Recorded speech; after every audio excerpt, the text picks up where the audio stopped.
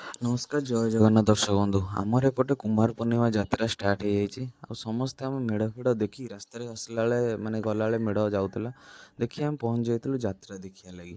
ତ ଏପଟେ ଯାତ୍ରାରେ ଫାଷ୍ଟ ଯାଉ ସବୁଆଡ଼େ ଖାଇବା ପିଇବା ଷ୍ଟଲ୍ ତ ପଡ଼ିଥିଲା। ଆମର ଆକ୍ଚୁଆଲି ପଡ଼ିଆ ସେପାରେଟ୍ ଅଛି। ଦୋଳି ପଡ଼ିଆ ଗୋଟେ ଅଲଗା ପଟେ, ଖାଇବା ପଡ଼ିଆ ଗୋଟେ ଅଲଗା ପଟେ, ସବୁ ଅଲଗା ଅଲଗା ଥିଲା।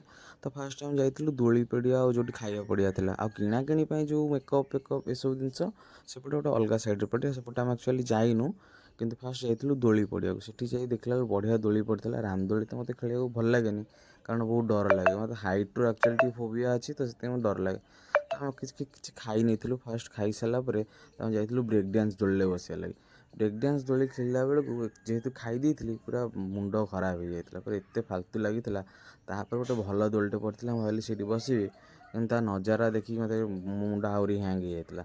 ତାପରେ ଏମିତି ବୁଲାବୁଲି କରିକି ଜୁଡ଼ୁଲ ଦୋଳିଲା, କାନ୍ଦି ସାରିଲା ପରେ ତାକୁ ଏଇଠି ଖେଳେଇ ଦେଲୁ। ଏଇଠୁ ଖେଳେଇକି ପୁଣି ଆମ ଘରକୁ ଫେରିଥିଲୁ। ଯେତେବେଳେ ରାତି ବହୁତ ହେଇଯାଇଥିଲା, ଆଉ ଖେଳ ଚକ୍କରେ ଆଉ ସୁଟ୍ ବି ମୁଁ ଆଉ ଏତେ କରିନାହିଁ। ତ ଆଜିର ବ୍ଲଗ୍ରେ ଏତିକି। ରହିଲି ସାଙ୍ଗମାନେ, ଜୟ ଜଗନ୍ନାଥ।